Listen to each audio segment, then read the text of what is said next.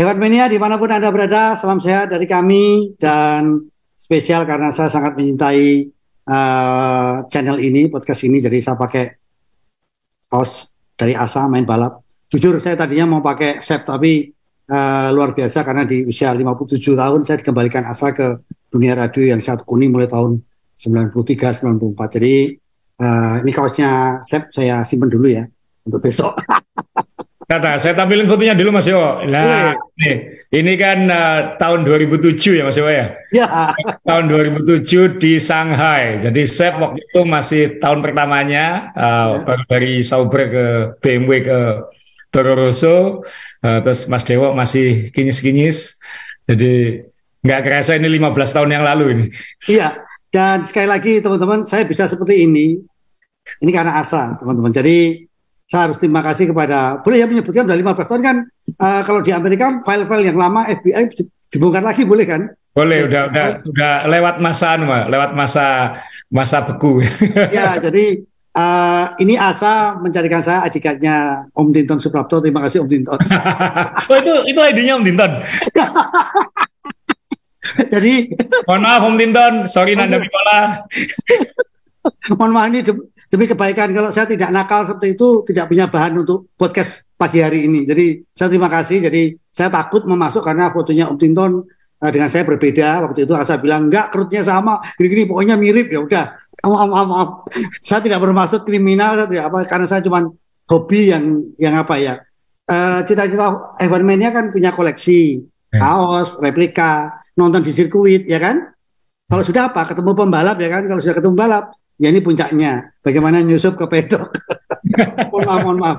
Jangan ditiru, mohon maaf. Saya kilaf dan mohon maaf.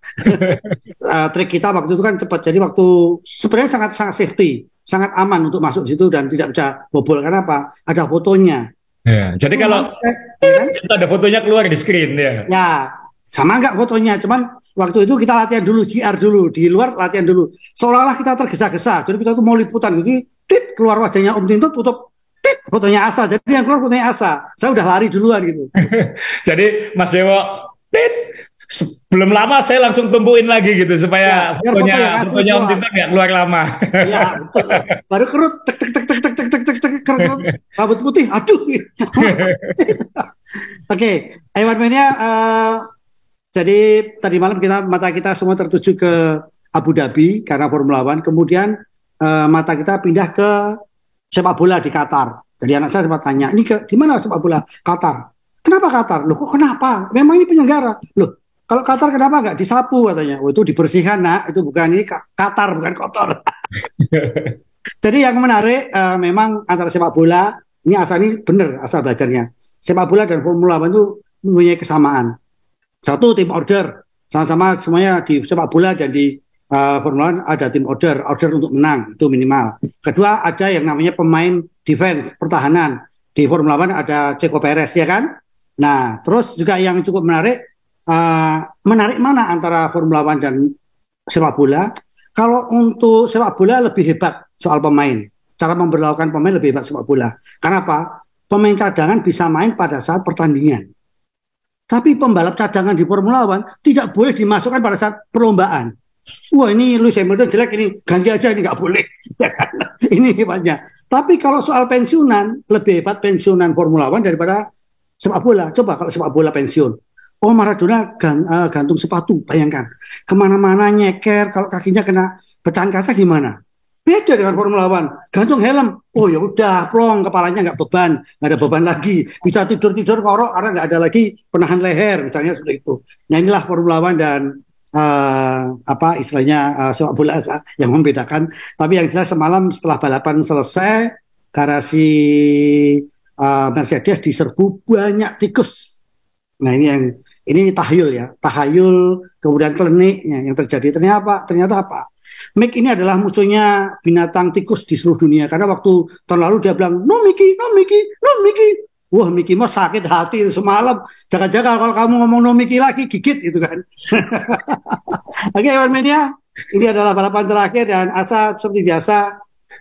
Bagaimana semalam Sa? Ya kita bacakan hasilnya. Jadi mungkin ending yang Kalau menurut saya ending yang pas ya, tidak spektakuler, tidak kontroversi pasti seperti tahun lalu, tapi ending yang proper yang kita bisa menutup buku ini dengan selesai. Jadi tidak ada perasaan-perasaan yang mengganjal menurut saya, kecuali mungkin pembalap-pembalap yang dapat kursi. Tapi misalnya kontroversi soal Red Bull ditutup dengan wajar, dengan di lintasan. Kemudian tidak ada kontroversi yang bikin kita akan ngomel-ngomel terus. Jadi malah penutupan seperti ini mungkin yang akan bikin kita kangen nanti tahun depan. Jadi ya kita apapun kita harus terima kasih kepada F1. Musim 2022 sudah selesai, musim terpanjang ini, paling lama penyelenggaraannya. Dan kita ya moga-moga nanti tahun 2023 lebih seru lagi. Jadi kita bacakan dulu Mas Iwa ya, karena kan hasilnya ada di sini, hasil di Abu Dhabi. Jadi nomor 1 Verstappen menutup kemenangan, 15 kemenangan dalam satu musim, terbanyak dalam sejarah. Mungkin akan sulit, dia sendiri mungkin akan sulit untuk mengulangi ini tahun depan, dan moga-moga tidak terjadi lagi seperti itu.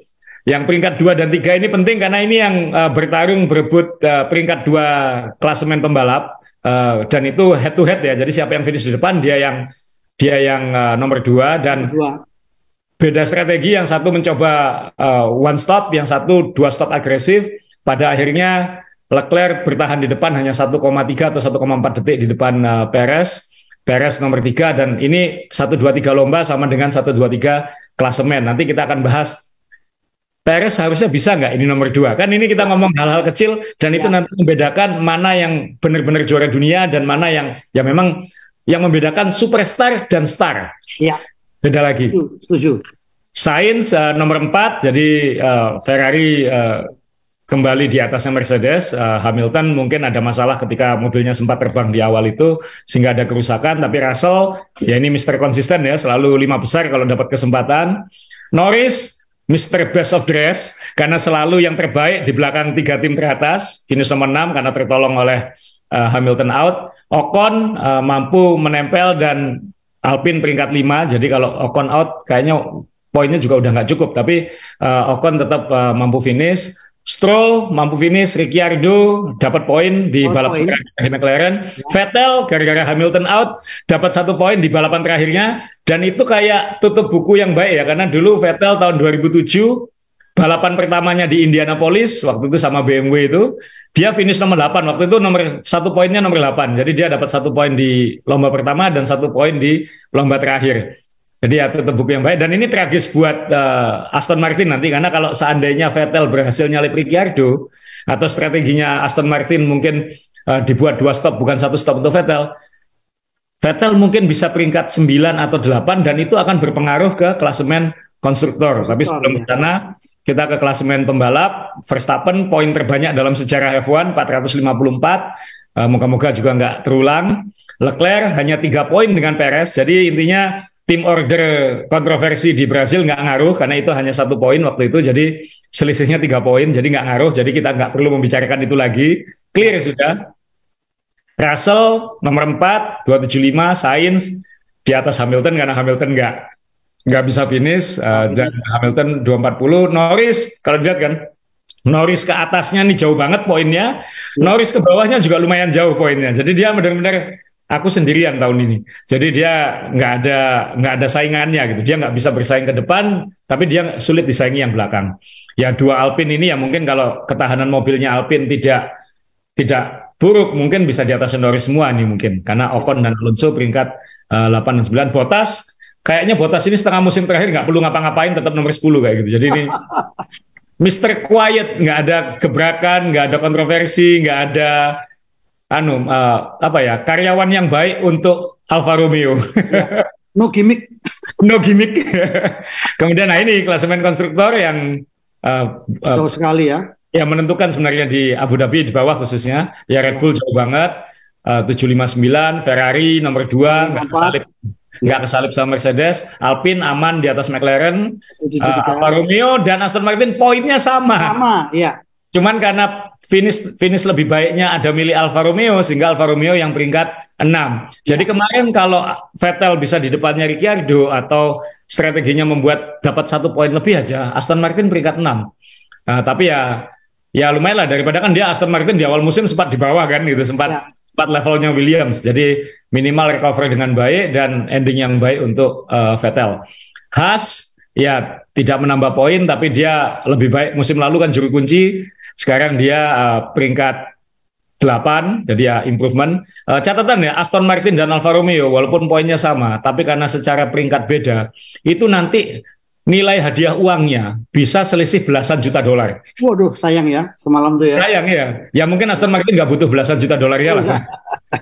Ya, tapi ini buat Alfa Romeo akan sangat penting ini. Ini untuk Alfa Romeo akan sangat penting karena Alfa Romeo kan pasti di bawah budget cap gitu. Jadi cost cap. Jadi ini 12 katanya, 12-15 juta dolar selisih itu akan sangat membantu Alfa Romeo atau minimal menambah keuntungan kalau tidak menambah performa. Satu poin ya.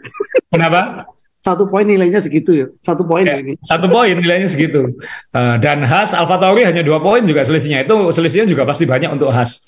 Dan untuk Haas itu pasti sangat penting untuk tahun depan. Alfa Tauri memang tim keduanya Red Bull. Ya pasti kecewa finish nomor 9 Mas Dewo. Jadi Ya. bukan hasil yang baik. Ya tahun depan akan ada pressure bagi Nick De Vries dan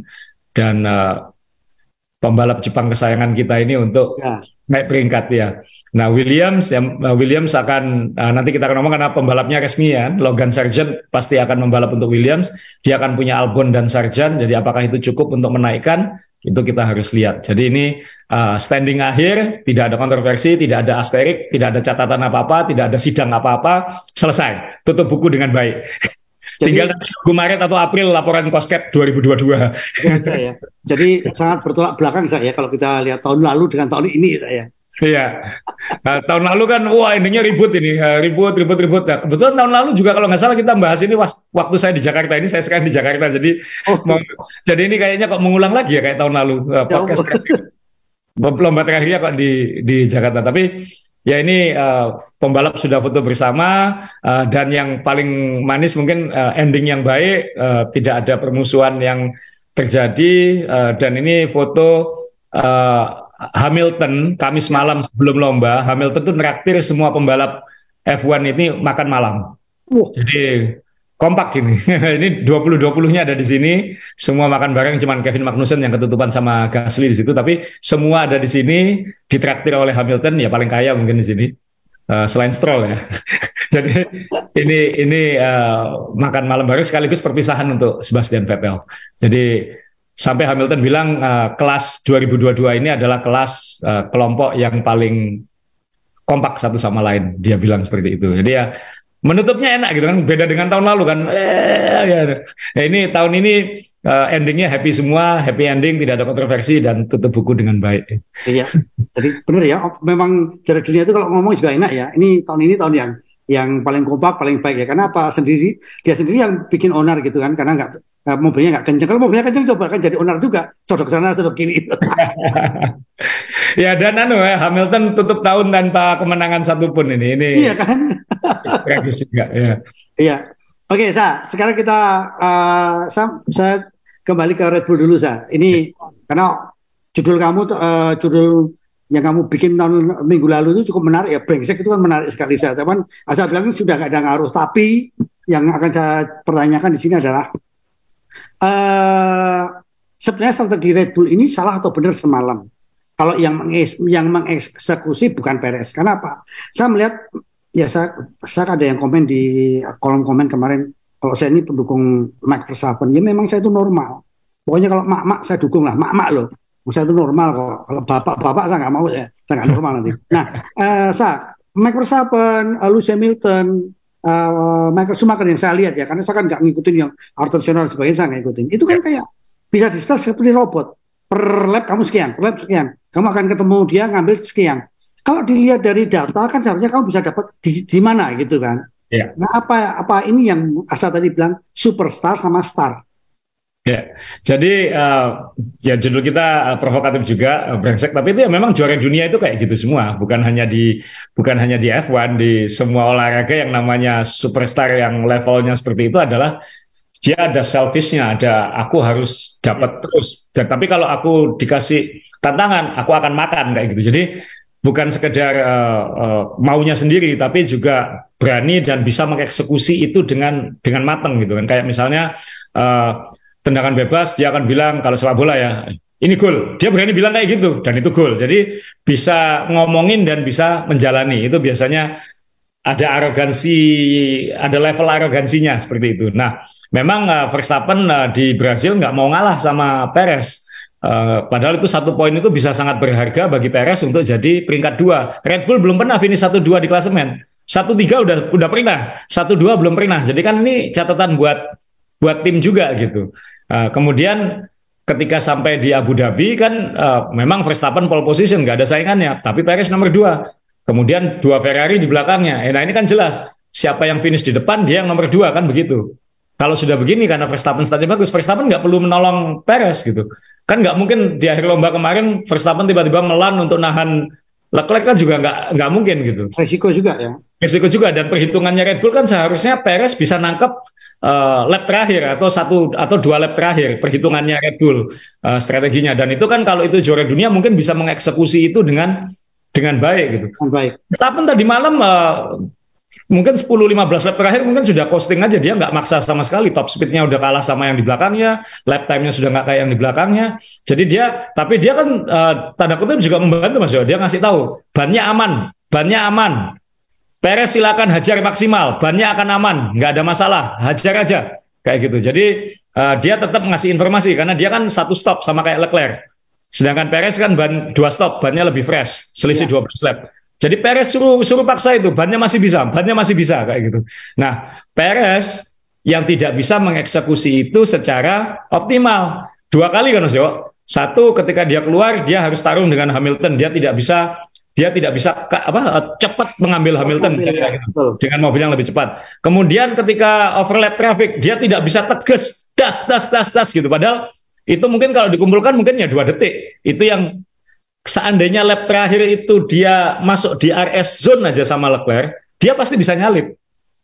Karena Red Bull top speednya lebih unggul, bannya lebih fresh. Nah, Red Bull kan udah ngitung ini akan mepet, tapi kamu harusnya bisa. Nah, sayangnya ya mungkin kurang eksekusi kecil-kecil lah itu yang membedakan superstar dengan star. Jadi ketika itu terjadi dia tetap finish nomor 3 ya. Kita yang nonton ya cuma bilang ya sudah gitu nggak ada ya nggak ada kontroversi nggak ada apa-apa ya memang ya wajarnya begini gitu wajarnya begini ya kita masih di Red Bull ya saya ini dengan apa hukuman di wind tunnel kemudian tahun depan masih yakin nggak sah kalau mobil Red Bull itu masih sangat kompetitif untuk tahun depan gitu. Ini foto terakhir ya waktu Perez ngejar Leclerc. Kalau tahun depan harusnya nggak masalah karena itu kan sudah proses developmentnya sudah jalan sekarang. Ya. Katanya itu akan ngaruh untuk yang 2024 karena hukuman pengurangan waktu riset itu akan terjadi kan 12 bulan ke depan ini. Dan itu kan terjadi pada 2023 dan itu berarti untuk 2024. Jadi ya kita lihat aja. Tapi kan minimal Red Bull punya fondasi mobil yang istimewa gitu, yang top speed bagus, downforce bagus, balance, tidak porpoising berlebihan. Jadi mobilnya tinggal nyari bagaimana mengoptimalkan setelan gitu. Sedangkan Mercedes kan mobilnya high downforce-nya bagus, tapi high drag, tahanan anginnya tinggi, jadi top speednya jelek. Kemudian juga harus stiff, harus keras banget sehingga porpoising. Ferrari misalnya dia downforce-nya bagus, balance-nya bagus, tapi kelemahannya kayaknya di mesin sekarang. Karena dia kan tatanan power unit, bukan mesin, tatanan power unitnya agak beda dengan yang lain. Sehingga ketika di ketinggian seperti Meksiko, Brazil, itu mesinnya kayak tercekik gitu. Jadi top speed-nya jadi kurang. Jadi semua tim pasti punya masalah kecil-kecil. Tapi Red Bull yang paling sedikit masalahnya sekarang. Jadi dia mungkin mobil tahun depan karena dia nggak perlu ngejar ya, mungkin dia sudah mobil tahun depannya mungkin sudah aman ini gitu. Yang lain kan masih harus diapakan ya. Mercedes berubah total nggak ya? Red Bull kan nggak, matangkan gitu aja. Jadi ya saya rasa untuk tahun depan nggak masalah. Yang kita harus tanyakan adalah bisa nggak Ferrari naik level lagi dan secara operasional lebih matang lagi. Bisa nggak Mercedes membuat mobil yang tidak merepotkan? Kan Hamilton bilang ini udah nggak sabar segera tidak nyetir mobil ini. Jadi itu yang dilakukan. Ini kan mobil Ferrari ini kan ya awal musim kan bintangnya, tapi akhir musim ya kemarin dia bisa menyaingi Mercedes, tapi ini mobil yang tahun depan adalah apakah ini basis yang baik untuk tahun depan, kita nggak tahu. Karena tim-tim lain tidak nyontek dia gitu. Yang di awal musim nyontek dia, akhirnya nyontek Red Bull. Kayak Aston Martin kan. Termasuk Haas. Kan akhirnya lebih mirip ke apa Red Bull daripada ke Ferrari. Padahal di awal musim kayaknya niru Ferrari lebih enak gitu. Nah kemudian kalau mobilnya Mercedes ini kan, wow, di awal tahun kan, ini waktu Hamilton di awal lomba ya. Ini mobil, wih tanpa sidepod, wah ini berarti kan harusnya kan Besar. tahanan anginnya lebih baik atau ternyata Ya, malah dragnya lebih tinggi, tahanan anginnya justru lebih tinggi daripada yang lain untuk trek lurus. Nah nanti tahun depan apakah berubah? Nah ini tantangannya menurut saya ada pada Ferrari dan pada Mercedes, maaf. Sedangkan Red Bull kayaknya tinggal optimalin aja gitu. Apalagi secara operasional matang semua. ya, ya. Dan ya nanti kita ngomong di akhir Mas Dewa karena kan ada penambahan pembalap mungkin di Red Bull yang itu akan memberi pressure kepada Perez malah kayak gitu. Jadi ya Ya. itu nanti endingnya. Oke. Nah, ini kembali ke balapan semalam gitu ya. Jadi ini kan strateginya sudah bagus sekali ya. Dalam arti kita siap diberi tontonan yang menarik karena satu pit stop ada yang dua gitu kan. Ini seharusnya kan modal akan jadi tontonan yang bagus itu. Nah, kalau kalau melihat data yang sudah ada kan harusnya kembali lagi Perez ini asal tadi saya jadi tergelitik. Perez ini kok menurun sekali dibanding tahun lalu. Orang bilang karena mobil tahun ini memang mobilnya disetting untuk Verstappen. Kalau di mobil kadang-kadang saya masih berpikir apa benar gitu. Kalau di MotoGP bisa jadi kalau di MotoGP karena memang antara manusia dengan mesin yang jadi satu, dengan kendaraan jadi satu banget gitu kalau MotoGP. Kalau mobil Formula One kan rasanya kan menurut saya tanda petik ya. Kenapa penurunan dari Perez ini saya? Apakah memang mobilnya atau apa kira-kira saya? Ya ini kan secara sederhana kan bisa bilang, oh ini mobil dibuat untuk Verstappen, kan kasar aja kayak gitu. Saya juga banyak ditanyain, itu mobilnya beda ya? Sebenarnya mobilnya pasti nggak beda, pasti sama. Basic mobilnya ya. Kita waktu Mas Adi kan cerita, mesin Red Bull dengan mesinnya Alfa Tauri itu sama gitu. Tinggal bagaimana mobil sasisnya itu berinteraksi dengan dengan power unitnya dan bagaimana pembalap itu menemukan setelan dengan yang sesuai dengan gaya membalapnya Gayanya. karena tiap orang Ya. gayanya beda-beda. Memang tidak se ekstrim dulu. Dulu kan ada yang suka 3 pedal, ada yang cuma 2 pedal. Zaman transisi dari era apa Oh semi iya. otomatis itu kan, era pindah gigi pakai tangan sama pindah gigi di sini kan dulu masih ada yang pembalap yang senior dulu dia nggak bisa pakai 2 pedal, dia maunya 3 pedal. Itu kan terjadi gitu. Oh Nah, iya. Itu sekarang ini sempat kan terjadi saya baru tahu saya baru tahu. ya sempat tahun 90-an sempat ada yang bisa 2 pedal, ada yang bisanya 3 pedal. Itu sempat terjadi. Kayak Barrichello kan termasuk yang 3 pedal sebenarnya. Oh, makanya yang stiker-stiker yang ada di mobil itu benar ya, itu dari Formula One ya. The real man used to three pedal gitu kan. Itu ada kan di Iya. stiker-stiker mobil itu loh. Cuman itu sebenarnya cuman mau nyombongin mobilnya punya Matic lebih mahal gitu aja kan. Three pedal gitu. Ya, itu tahun 90-an ya saya. Ya Jadi itu ya sampai awal 2000-an masih ada pembalap yang seperti itu. Nah, sekarang kan sudah enggak, semua kan sudah ya, sudah sudah lebih automated lah, lebih lebih canggih, lebih lebih seragam. Generasi pembalapnya juga sudah bukan yang manual dulu kayak gitu. Sehingga sebenarnya tidak banyak beda. Cuman kan kalau kita lihat kerjanya engineer kan dia ngelihat gerakan-gerakan grafis itu kan kayak kapan dia nginjak gas, kapan dia ngelepas ngerem, kombinasi dansa kaki kanan kaki kirinya ini kan menentukan perilaku mobil secara aerodinamika, secara rem, secara kapan menikungnya 2 meter lebih dulu, 2 meter sebelum itu kan gaya pembalap. Nah, bagaimana tiap tim itu punya 2 set tim engineer yang bisa mengoptimalkan untuk masing-masing pembalap. Jadi kalau dibilang apakah mobil ini dibuat untuk Verstappen, sebenarnya kan enggak. Red Bull kan pasti senang kalau 2 mobilnya dominan di depan. ya.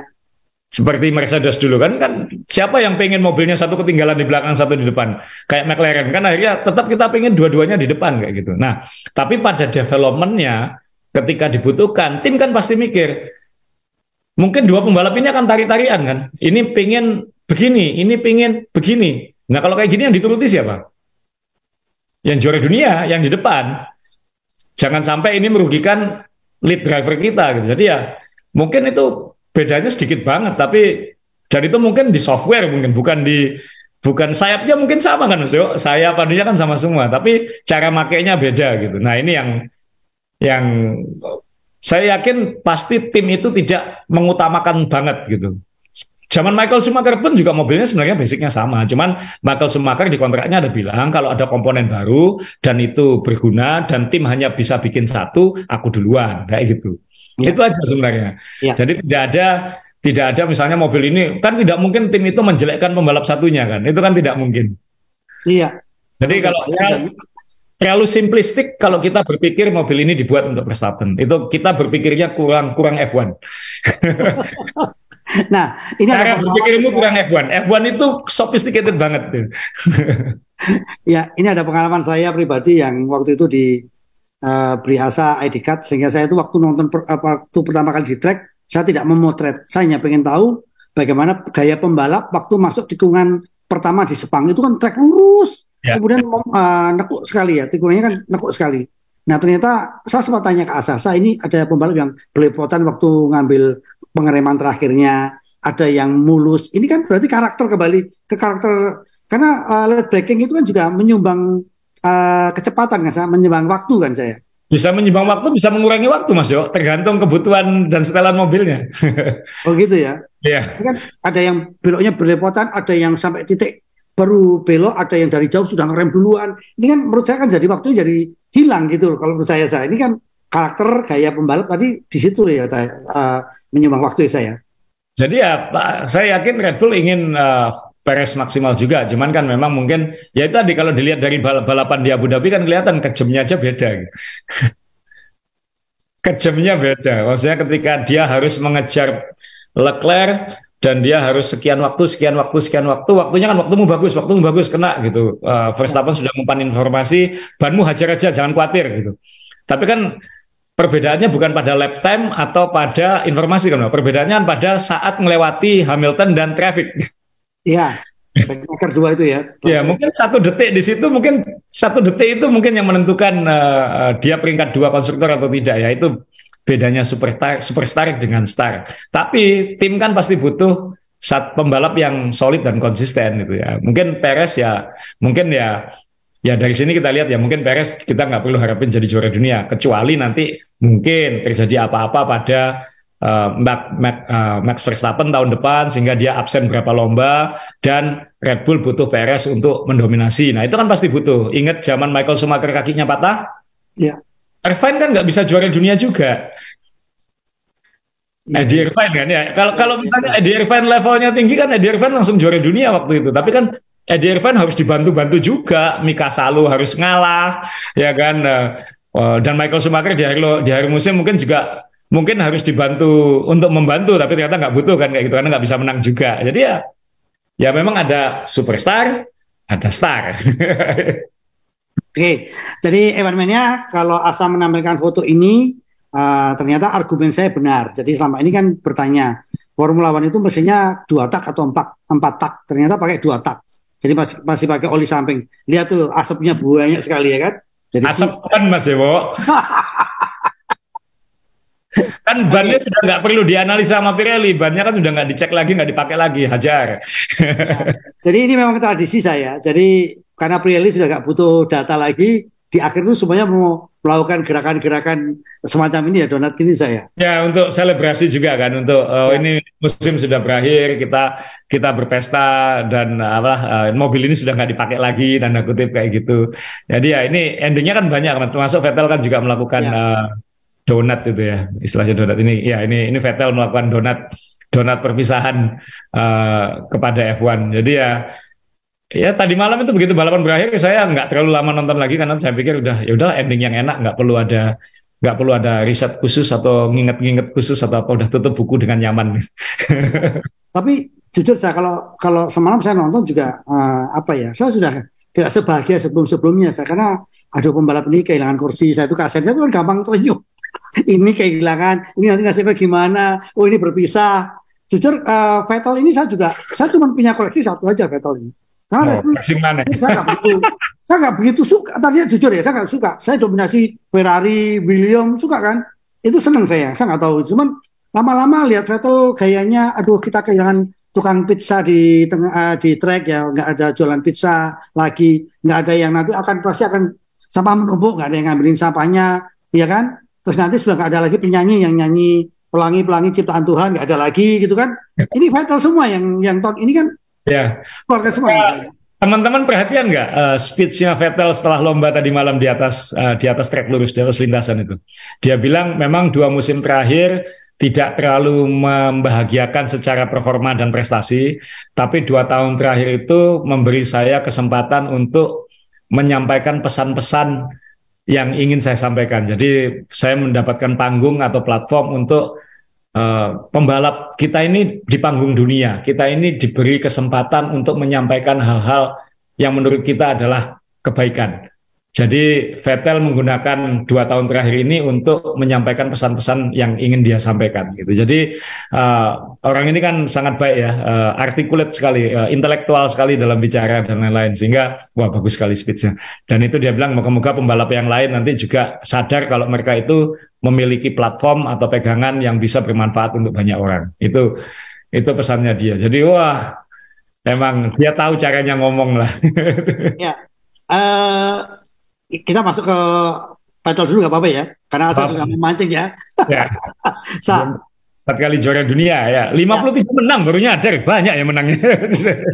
Sa, ada hal yang menarik nggak yang waktu di track Asa merasakan oh ini Vettel ini?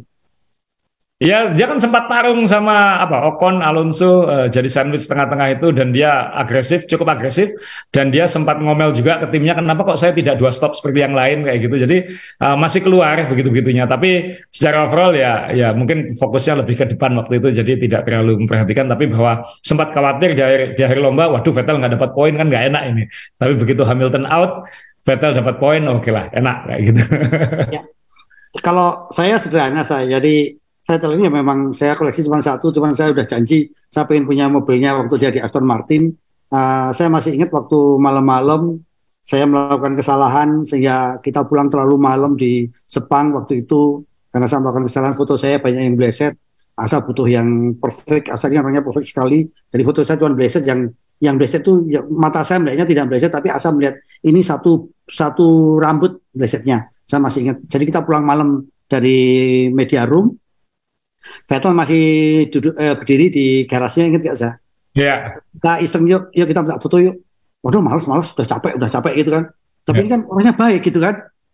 Oh iya foto yuk. Akhirnya kita kembali foto kan. Terus foto kemudian Vettel kok kamu foto kok nggak ada apa-apanya, bayar dong. Oh gitu kan. Pakai apa? Kamu tanya gitu terus. Ya itu burger yang kamu pegang itu. Ini kan gini. Ini pembalap, ini juara dunia loh. Ini Formula One ini.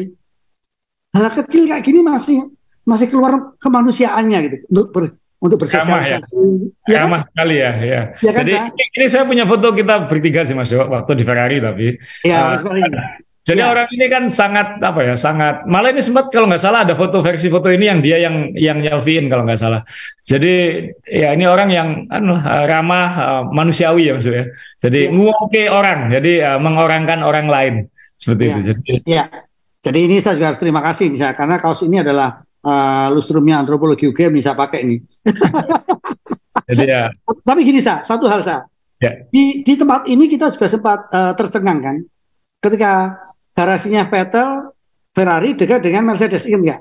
Ya. Yang waktu itu Vettel hampir setengah jam lebih saya tungguin hanya melongo apa yang dilakukan oleh Mercedes. Ini kan gila waktu itu kan. Ini pembalap baru di Ferrari, dia waktu itu hanya melongo karena garasinya nggak ada batas kan. Kalau di Formula One kan pedok ada dia melongok sampai lama sekali itu. Ini kan tidak hal hal kecil yang dilakukan oleh pembalap. Belum tentu pembalap lain mau kan berdiri lama. Iya kan? Makanya dia dikasih julukan Inspektor Set gitu kan, karena suka ngamati hal-hal lain kecil-kecil di sekeliling dia. Jadi orang yang orang yang antik maksudnya ya ini karakter yang mungkin nanti di F1 sulit cari gantinya ini kan. Siapa yang punya kayak gini? Kayak misalnya kemarin waktu sebelum balapan dia ngundang seluruh personel di pedok untuk siapa mau ikut lari sama saya keliling sirkuit gitu. Diajak jogging gitu. Terserah, nggak harus kebut-kebutan sesuai kecepatanmu. Jalan juga nggak apa-apa. Yang semua dikasih kaos tulisannya Danke Sap, ini kan dari F1 mungkin. Kaosnya Vettel tulisannya Danke F1, terima kasih F1. Ini kan humanis banget Mas. Semua 200-an lebih di pedok itu ikut gitu. Nggak semua pembalap ikut ya karena mungkin capek atau apa, tapi dia ngajak ngajak mekanik-mekanik, semua yang bekerja di pedok F1 itu diajak lari bareng sama Dan dia. dengan mudah mau ikut gitu saya. Dan dengan Iya, mudah mau ikut. Ini kan orang melihat siapa yang mengundang kan saya. ya, ini lihat ini kan seru kan Ya, jadinya Mas Bro. Ya, jadi wah kayak wah ini event lari di sirkuit ini lucu juga ini. ya. Eh, Satu hal juga saya ketika liputan di Amerika kan, saya kan waktu itu kan melihat dia sudah dengan timnya jalan muterin. Karena saya ikut Ya, hanya berapa meter aja kan. Jadi ya. dia dengan timnya biasa kalau pembalap kalau di sirkuit yang akan balapan dia pasti akan jalan dengan tim mekaniknya untuk melihat data-data dan sebagainya. Kan. Ya. Selesai dia ngambil sepatu olahraga lari lagi saya. Menurut saya Hmm. ini juga gila gitu. Dia udah putar sekali, kemudian lari lagi. Nah, kemudian saya juga waktu itu sempat memotret, ini gila nih orang ini. Yang lain pasti udah istirahat atau pergi kemana. Mungkin ini ada Sep ya saya. Saya nggak tahu Sep yang lain, kalau selama ini kan asal disebut lebih banyak waktunya dan lain sebagainya. Enggak lah ya, contoh humanis ya dia sih agak susah kan, maaf kalau Hamilton kan setelannya kayak bintang hip hop gitu kan, jadi Ya, kalau dekat dengan orang bodyguardnya bilang don't touch, enggak gitu, ada gitunya gitu. Eh, Kalau pembalap lain pura-pura cuek, ada yang ramah, tapi kalau Vettel ini kan kita kalau ada orang mau malu-malu minta foto malah dia yang datang, ayo sini-sini gitu, jadi memang beda kan Mas Yo. iya, ya, Memang beda banget orang ini ya, ya, ya moga-moga nanti di F1 ada yang kayak gitu juga lah kan, ya, supaya variasi karakternya ya, muncul gitu. ya. Dan satu-satunya pembalap yang pernah membentak saya ajak selfie, Lewis Hamilton saya. Karena dilakukan di toilet. Ya, kalau saya yang bentak Mas Dewo. Udah selesai, padahal sama-sama udah selesai di pintu, tinggal dicuci tangan itu toilet. Tapi kan seru, tidak tuh bahan tulisan. Ya, Jadi ya, biasa. ya, ini ada ayahnya juga ikut pesta kemarin, kayaknya happy banget. Dia anaknya sejak umur 17-18 sudah di F1, kemudian lulus dengan 4 juara dunia, 53 kemenangan. Itu lebih banyak daripada Alain Prost, itu lebih banyak daripada Ayrton Senna kan. Sehingga ya karir lah, maksudnya wah, salah satu yang terbaik kan kalau sudah kayak gitu. Jadi Iya, ya sejarah akan selalu ingat ya. Tapi kan siapa tahu juga nanti ada apa-apa tiba-tiba Vettel balik kan kita juga nggak tahu Mas Yo. iya, Tapi iya, iya, sah. Tapi yang jelas memang saya semalam sangat apresiasi sekali ketika Vettel di mobil dideketin oleh Alonso, salaman. Itu saya ada dua pemikiran saya. Ini orang baik sekali ya. Yang kedua, orang ini matre ya. Terima kasih ya tempat dudukmu ya. Gajinya gede. Selamat selamat bersama bersama keluarga. ini kan Mas Yo, ya, ya Alonso umur 40-an masih akan lanjut gitu, masih akan ngambil kursinya Ya, Vettel ya. Ya ini ya Norris yang di tengah ini tidak sebaik musim lalu, tapi Norris menunjukkan dia superstar masa depan. Jadi ya ini harus karena dua pembalap ini akan memberi warna yang banyak, saya kira ke depannya. Tapi ya kita harus ya, anu lah, apapun Vettel ya akan kangen lah Vettel, akan kangen. Nggak tahu, moga-moga nanti dia masih datang-datang ke sirkuit. Jadi kalau pas, siapa tahu pas kita liputan ada dia kan, mungkin bisa bawa foto-foto lama untuk minta tanda tangan atau apa. Jadi ya, ya. ya sedih juga. Saya nggak pernah, terus terang saya belum pernah jadi penggemar Brad Vettel, Mas Yo. Sama, Cuma, sama. nah, Aku 2 tahun ini, Sa. tapi belakangan lebih mengapresiasi dia sebagai manusia kan kayak gitu. Dan kalau cerita Mas Dewo, kita ingat dulu-dulu ya Vettel ini pembalap yang baik ya, ramah gitu sama orang gitu. Ya, Dan kalau press conference kan ngomongnya paling banyak sebenarnya. iya, iya. Mau jawab, mau ngeladeni dia ini Ya, ya. Jadi ya, kita kurang tahu aku ya kenapa. yakin ini bisa jadi presiden atau perdana menteri. Iya, tapi saya jadi tergelitik saya dengan Om Manasa. Kenapa kita ini kurang waktu itu tidak ngikutin Red Bull, nggak ngikutin sekali. Vettel juga kita nggak ngikutin sekali. Karena kalau saya pribadi ini kan memang terlalu santun saya. Kalau Michael Schumacher kan ada usilnya, jadi kecatat kan, oh ini usil ini. Oh, Lewis Hamilton juga ada nakalnya, ada kan, Ya. ada maruknya, tamaknya itu ada. Jadi kecatat gitu. Ini kan terlalu kapan dia melukai orang? Ada Mas Yo, dulu kan pernah tim order nggak mau nurut juga pernah, yang apa multi 21 itu apa yang sama Mark Webber segala macam pernah, ada kejamnya Ya, juga. iya, tapi halus saya kan nggak tahu ya. Tapi Iya, kenapa iya. tidak apa ya? Tidak. Kalau mereka kan kita tahu, sangar deh ini ya. Lucy Abdul sangar. Max juga, nempel banget. Ini kan mungkin saya nggak tahu juga. Inilah atau apa ini yang disebut kepiaran diri. Kita nggak tahu juga ya. Kenapa Kan dia? katanya Sigmund Freud kan setiap orang pasti punya dua sisi kan Mas Yo. Ya mungkin yang lain mungkin sisi kejam dan sisi baiknya terlalu tipis sehingga Ya, kita nggak bisa bedain. Vettel mungkin di dalam kokpit dan di luar kokpit mungkin kepribadiannya beda banget gitu. Jadi ya Tutup ya. tertutupi. Jadi ya itu ya. Dan kalau ngomong perpisahan nanti kan ya nanti moga-moga kita minggu depan masih bisa ngomongin kayak review keseluruhan, sama kita ngomongin mungkin ke depan nanti F1 seperti apa tahun depan. Kan kita harus saya ingin nyampein ada beberapa gosip terakhir Mas Yo yang memang belum confirm tapi tanda-tandanya sudah ke sana. Jadi ini foto ini penting, Christian Horner di kanan, Ricciardo di kiri. Kayaknya Ricciardo akan jadi test drivernya, pembalap cadangannya Red Bull. Pembalap cadangannya Red Bull, dan ini sudah mulai diomongkan sama Helmut Marko, sudah dikomentari juga oleh Christian Horner, dan bahkan Ricciardo juga sudah bilang bahwa jadi cadangannya Red Bull itu mungkin lebih baik daripada jadi pembalap di banyak tim lain. Dan ini penting Mas Dewa, karena terkait dengan Perez, karena ini akan memberi pressure yang besar untuk Perez. Kalau Perez tahun depan tidak perform, calon penggantinya ini pernah jadi bintang di Red Bull gitu. Nah ini menurut saya penting banget ini karena mungkin kita akan Ricciardo mungkin dapat pintu belakang yang lebih bagus gitu. Dan itu akan ironis ya kalau dia nanti ternyata ke Red Bull dapat kursi lagi, bisa menang lagi, Norris nggak menang-menang. Itu kan ya itu hidup kan, kita nggak tahu ke depan seperti apa. Nah kemudian yang satu lagi Mick Schumacher, yang ini waktu tarung dengan Vettel ya, karena kan Vettel penggemar Michael Schumacher, Mick Schumacher penggemarnya Vettel, jadi ada ikatan batin di sini. Mick Schumacher ini ada kemungkinan akan jadi reserve-nya Mercedes. Dan itu juga Toto Wolff juga sudah komen bahwa ya dia pasti bisa berperan di Mercedes. Jadi mungkin Kevin Magnussen kan udah bilang, Mick sudah cukup punya peran, sudah cukup punya nama untuk kembali ke F1.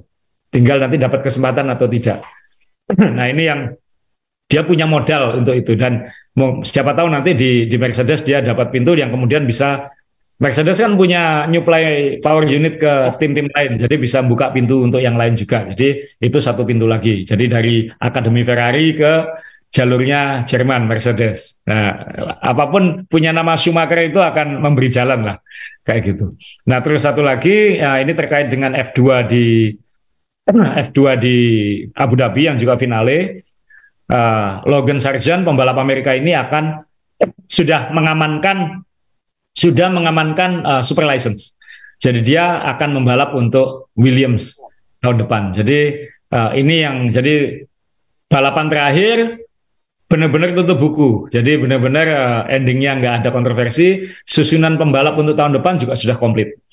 Kan kadang-kadang musim selesai masih ada beberapa kursi kosong kayak gitu, ini nggak. Kan Haas pasti ngambil Nico Hülkenberg, jadi sudah selesai semua. Jadi kayaknya semua tim F1 ini ingin Abu Dhabi selesai, kita semua liburan. Ya, nggak ada pusingan, nggak ada apa-apa. Ini membuat kita minggu depan mau ngomongin apa Mas Dewo? Karena gitu, jadi udah selesai semua. Ya mungkin hari Selasa besok itu masih ada uji coba di Abu Dhabi, pembalap-pembalap muda, pembalap-pembalap baru, termasuk nanti kayaknya Nick De Vries dapat kesempatan di McLaren, kemudian Alfa Tauri kan mungkin siapa tahu nanti bisa Nick De Vries, Piastri di McLaren, Nick De Vries di Alfa Tauri, mohon maaf kecampur-campur. Nah, ini mungkin akan nyoba mobil barunya. Mobil timnya, bukan mobil baru, mobil timnya di Abu Dhabi ini. Jadi itu uji coba penutup, setelah itu semua liburan, awal tahun depan baru ada uji coba. Ya, oke. Sekarang kita kalkulasi. Satu dulu mix ya. Mix kalau seandainya tahun ini dia pindah ke Williams, dia rugi nggak dari Haas yang performanya seperti ini ke Williams seperti ini? Atau memang seperti Asa tadi bilang, oh ini diambil lagi aja sama Mercedes. Nanti kan Mercedes supplier mesinnya banyak. Tinggal nanti tim mana yang lebih baik. Ya, Williams kan sudah penuh. Williams sudah penuh kan. Williams kan Albon dengan seandainya ini kan pada saatnya kemarin bisa nembus dengan tim-tim itu level. Kayak semacam Asa tadi bilang, Daniel, kalau dia juga misalnya dapat kursi di Williams, apa nggak capek juga gitu kan? Apakah lebih baik dia di Red Bull nyodok-nyodok Perez gitu kan? Ini kan hitung-hitungan ini yang menurut saya perlu saat kita digambarkan. Kayak semalam kita lihat Gasly, wah, lagi dia mau ke Alpine. Alpine kan juga nggak main-main prestasinya. Ini kan sebagai orang awam saya kan lihat ini, oh dia ini benar dia tempat yang benar. Tapi Ya. kalau dapat William, kemudian dapat Haas dan sebagainya kan tanda petik kan, itu juga jadi beban gitu. Asal Ya, lihat kalau saya jadi Mick, mengingat 2 tahun ini mungkin hubungannya dengan Haas agak toksik ya, nggak, dia tidak terbina sebagai pembalap mungkin kayak gitu ya, karena tahun lalu dengan mobil yang seperti itu, dengan rekan setim yang seperti itu, musim ini dapat pressure dari yang lebih senior, tapi timnya juga malah malah apa ya neken gitu, ya, bukan bukan bina. Nah ini mungkin ada baiknya juga mundur satu langkah. Toh masih muda, masih punya banyak waktu. Dia juga punya reputasi baik, juara juara F3, juara F2, ya kan. Mungkin gabung ke Mercedes dia malah dapat ilmu lebih gitu, dapat dapat ilmu karena mungkin di akademi Ferrari dia nggak dapat ilmu yang seharusnya. Mungkin pembinaannya di Ferrari mungkin nggak seperti yang seharusnya. Mungkin di Mercedes dia bisa dibina lebih baik gitu. Ingat di Mercedes kan jadi semua itu, ya kan? Russell, Nick De Vries kan jadi semua yang di situ. Jadi mungkin ini akan jadi lebih baik dia jadi cadangannya Mercedes daripada balapan di Williams. Mungkin untuk dia. Hulkenberg yang akan ke Haas Haas, kan juga win-win juga. Dia mungkin tidak ada beban untuk ngejar menang, dia hanya dikasih beban untuk poin. stabil gitu ya. Ya, Jadi ya sama-sama, makanya musim ini endingnya kayaknya enak banget kayaknya. Enak banget bener-bener semua bisa liburan. ya, Yang pusing media itu kan. karena kerjaannya. Apa menurut apa ini? Jadi seperti itu. Ya enak lah di satu sisi ya enak lah.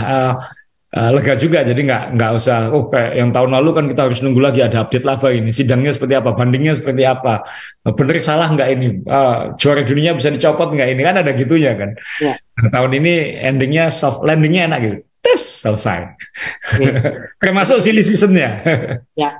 Jadi ini tahun depan kita akan disuguhi suatu hal yang menarik karena Perancis ini benar-benar mobilnya Perancis, pembalap Perancis ini juga cukup menarik saya. Sementara kan juga Italia ini juga punya mobil yang hebat, tapi juga nyari pembalapnya di Formula One yang juga sulit juga, gitu kan. Beda dengan MotoGP dia sekarang ini Italia lagi booming juga kalau di MotoGP, kalau di Formula One kan tidak. Nah, Iya kan. kenapa sih?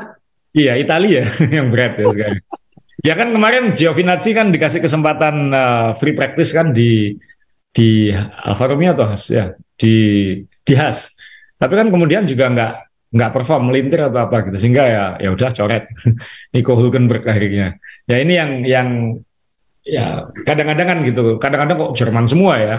Kadang-kadang kok Inggris semua ya. Ya kalau MotoGP kan dari dulu ya pasti Italia Spanyol gitu. Itu yang sering. Tapi di F1 ini kan lebih lebih campur-campur.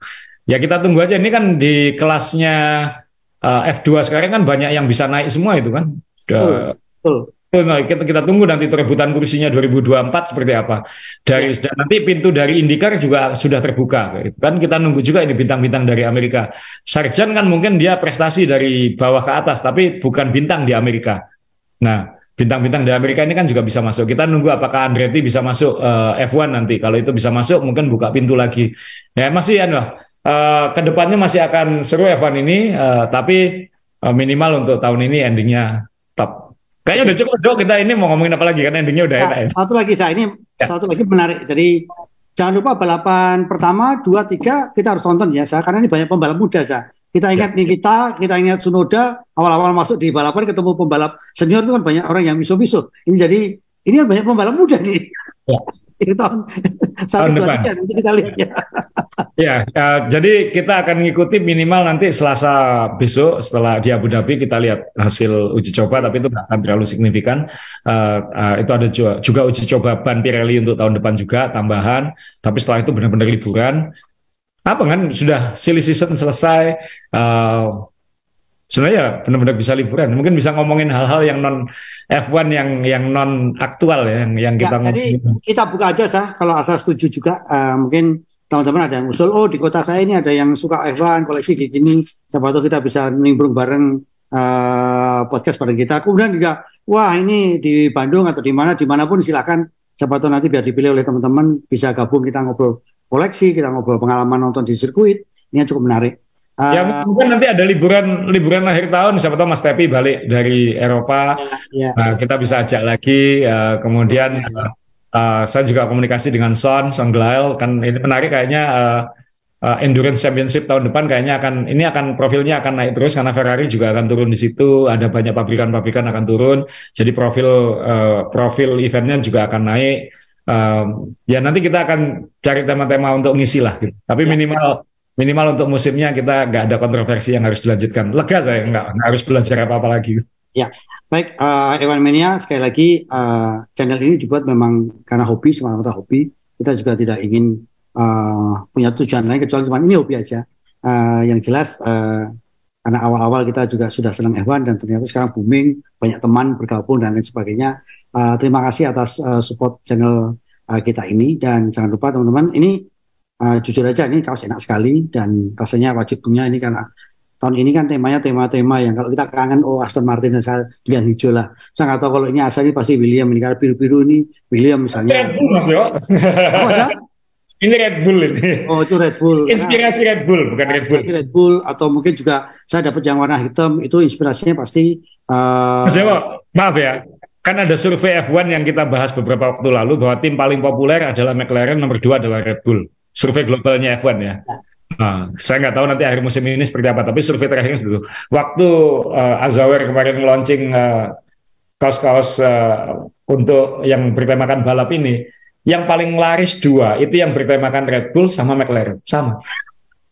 Ini gara-gara omonganmu nih kalau McLaren. Jadi dengan Anda memakai t-shirt ini kita terima kasih sekali, bukan apa-apa. Anda sudah berkenan ikhlas menjadi bahlio kita, billboard kita yang kemana-mana, dan kita tidak perlu di sini harus silakan subscribe, silakan share. Ya, kita nggak pernah begitu ya. Ya ini aja lah. Dari sini kita sudah senang teman-teman untuk bergabung untuk mensupport channel ini. Dan sebagai penutup ini ralat teman-teman, jadi salah kalau Sebastian Vettel itu sudah bukan lagi pembalapnya Aston Martin, kemudian Ricciardo bukan McLaren, kemudian juga Mick Schumacher juga bukan pembalapnya Haas. Itu salah karena secara hukum MOU-nya adalah pembalap tahun 2023 dan masih ada 1 bulan. Jadi kita tidak boleh mengejat bahwa dia sudah keluar dari Haas, keluar dari McLaren dan sebagainya. Dia masih punya hak pensiun dan lain sebagainya. Sekali lagi terima kasih karena di dalam MOU itu pasti menyantumkan tahun, bukan Anda pembalap sampai Abu Dhabi, nggak ada. 2022, 2023 pasti ya akhir tahun nanti. Sekali lagi terima kasih teman-teman, kalau mau ada komentar apapun, karena nanti kita ini nunggu balapan lagi masih lumayan, jadi tiap minggu kita bisa ngobrol dengan teman-teman yang lain atau koleksi yang lain atau mungkin juga hal-hal lain. Silakan tulis di kolom di bawah ini. Saya terima kasih. Terima kasih. Ya, terima kasih masih Jakarta. Jadi saya udah ngejar pulang ke Surabaya dari Jogja kemarin. Terima kasih. Sampai ketemu teman-teman. Di belakang Asa juga jaga kesehatan. Terima kasih sudah menyiapkan podcast kita selama ini. Terima kasih. Terima kasih, Sa. Thank you semuanya.